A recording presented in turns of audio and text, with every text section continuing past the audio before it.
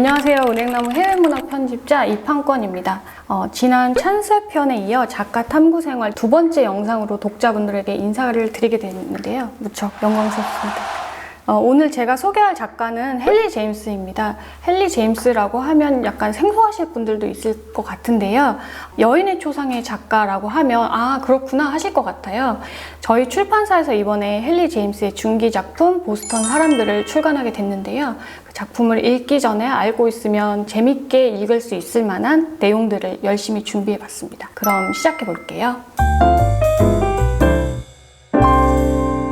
두 나라의 시민, 바다를 사이에 둔 두 나라의 동시대를 해석한 소설가. 헨리 제임스의 묘비에는 이렇게 쓰여 있습니다. 그의 삶을 집약적으로 보여주는 문장이라고 할 수 있는데요. 오늘날 헨리 제임스는 마크 트웨인과 더불어 19세기 후반 대표적인 미국 작가로 소개되는데요. 정확히 말하면 영국에서 활동한 미국 작가입니다. 1843년에 태어나 부유한 집안 환경 덕분에 유럽을 자주 오갔다고 하는데요. 1875년 이후부터는 영국과 유럽에 살았고 생을 마감하기 1년 전인 1915년에는 영국 시민이 되었습니다. 이런 자발적 망명자로서의 삶은 그의 작품에 고스란히 담겨있고 또 작품 세계의 중요한 축을 담당합니다. 문학 인생 내내 구세계와 신세계, 유럽과 미국의 부조화와 변화하는 시대상을 포착했습니다. 데이지 밀러나 여인의 초상은 로맨스 안에서 비관습적인 여성상을 통해 그러한 시대의 변화를 담아낸 대표적인 작품이라 할 수 있겠습니다. 이른 시기에 유럽을 오가던 헨리 제임스의 일화 중에는 그가 일찍이 문학에 뜻을 두었다는 것을 잘 보여주는 일화가 하나 있는데요. 프랑스에 머물던 시절에 도서관에 굉장히 자주 갔다고 합니다. 그래서 그런 글을 보면서 아버지가 자신의 친구에게 보낸 편지가 하나가 있는데요. 그 편지에서 이렇게 말을 합니다. 헨리는 읽는 것만큼 공부에는 관심이 없어. 작가로서 상당히 재능이 있지만 대단히 성공할지는 잘 모르겠네. 실제로 12살 때부터 습작을 시작했다고 하고요. 나중에 하버드 법대에 진학했지만 학업에 흥미가 없어서 금방 관두고 그때부터 본격적으로 글을 썼다고 해요. 이 일화를 소개해드리는 이유는 얼마나 문학의 뜻을 일찍이 품었는가 하는 점도 있지만 보스턴 사람들을 보면 헨리 제임스를 연상케 하는 인물이 등장하기 때문입니다. 그 인물의 이름도 헨리인데요. 알고 보면 더 재밌게 보실 수 있을 것 같습니다. 헨리 제임스를 읽기 전에 또 알고 있으면 좋을 키워드 중에 하나는 사실주의에서 모더니즘으로입니다. 그가 활동한 19세기 말은 사실주의에서 모더니즘으로 이행하던 시기였는데요. 현실을 포착하는 방법으로서 객관성을 중시했던 사실주의에서 가장 주관적이고 실험적인 방법으로 현실을 포착하고자 하는 모더니즘으로 나아가던 이 시기에 헨리 제임스는 굉장히 중요한 역할을 합니다. 사실주의의 정점을 보여주는 뛰어난 문학 작품을 여러 발표했고 중기에는 여러 가지 실험적인 시도를 한 이후에 의식의 흐름 기법의 원형이 되는 개인의 의식에 집중한 작품들을 후기에 여러 발표를 합니다. 국내에 출간된 나사의 회전도 그런 작품 중에 하나인데요. 이런 후기 작품들이 버지니아 울프 그리고 제임스 조이스 등에게도 큰 영향을 미친 것으로 알려져 있습니다. 저희 출판사에서 나오는 보스턴 사람들은 문학사의 과도기의 중요 작가인 헨리 제임스 작품 인생의 중기에 중요 작품입니다. 그의 작품을 미리 접해본 독자분들이라면 이 이행을 뚜렷하게 볼 수 있는 작품이어서 굉장히 재밌게 읽으실 수 있을 것 같아요. 아직 헨리 제임스의 작품을 접해보지 않은 독자분들도 이 작품을 읽으면 초기, 후기 어느 방향으로 헨리 제임스의 다른 작품을 읽더라도 굉장히 쉽게 접근을 해보실 수 있을 것 같아요.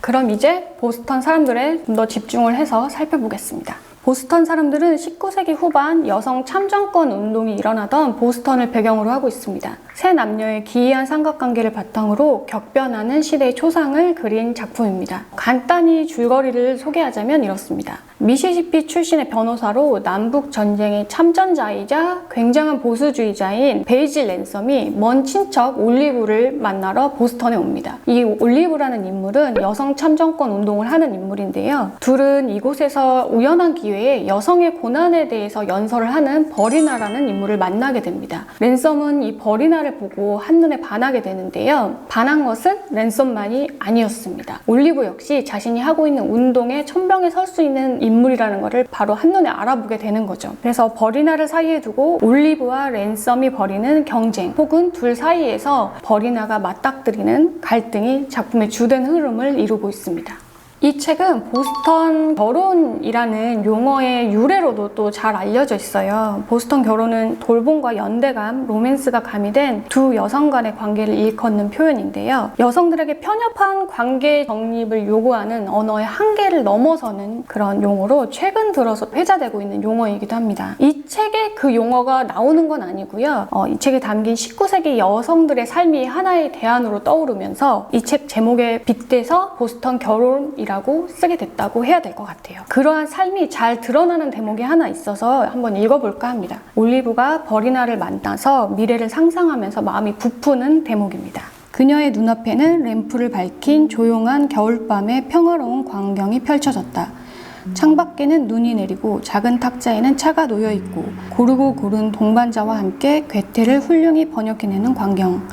이런 광경을 떠올려 보는 것은 그녀가 누릴 수 있는 최고의 탐닉이며 게다가 아주 가끔밖에 맛볼 수 없는 기쁨이었다. 아름다운 구절입니다.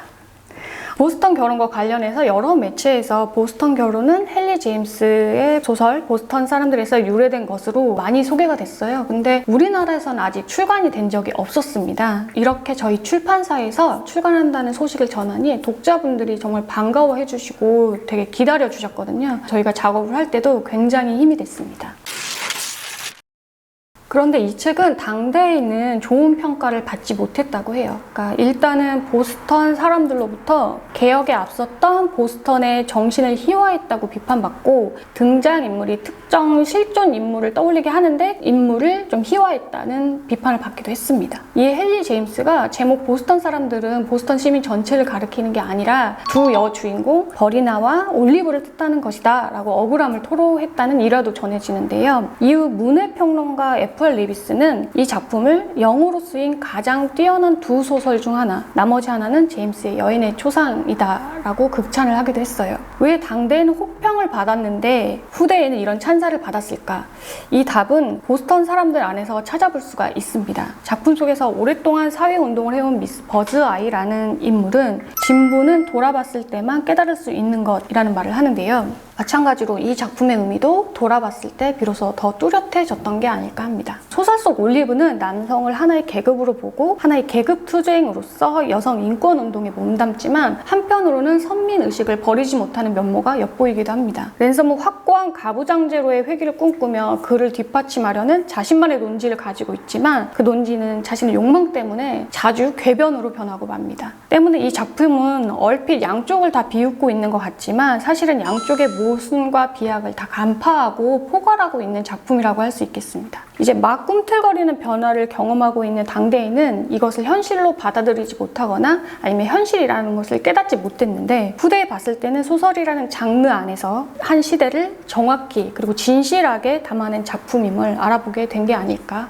그런 생각을 해봅니다. 이런 지점에서 아주 정확한 평가가 있어서 잠깐 소개를 해드리고 싶어요. 영국의 문필가 호러스 스쿠더는 이렇게 말합니다. 제임스는 등장인물들을 사랑하지 않는다. 그러나 그들에게 지극히 큰 관심이 있고 가능한 모든 빛을 비추는데 지치지 않는다. 또한 이런 논의가 다만 그 시대 것만이 아니라 이 시대에 얼마나 열띠게 계속 진행되고 있는지를 생각해보면 지금 이 순간에도 의미를 더해가고 있는 작품이 아닐까 싶습니다. 그리고 사실 제임스의 많은 작품 그리고 그가 문학사에 미친 영향이 당대보다는 후대에 더 높은 평가를 받았는데요. 이 역시 같은 맥락에서 이해해 볼 수 있을 것 같아요.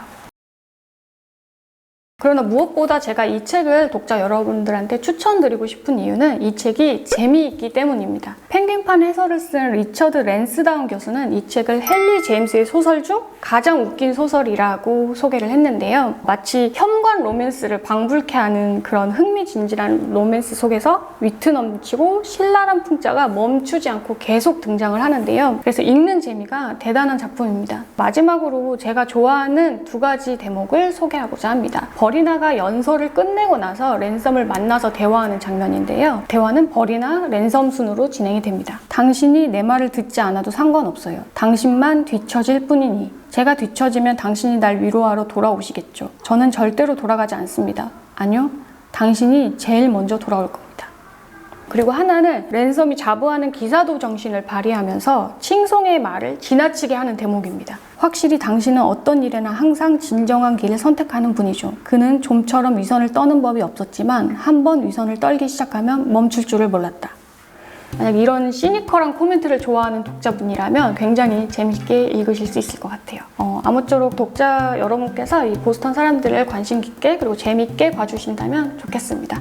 이상 헨리 제임스와 그의 작품 보스턴 사람들의 소개를 마치겠습니다. 감사합니다.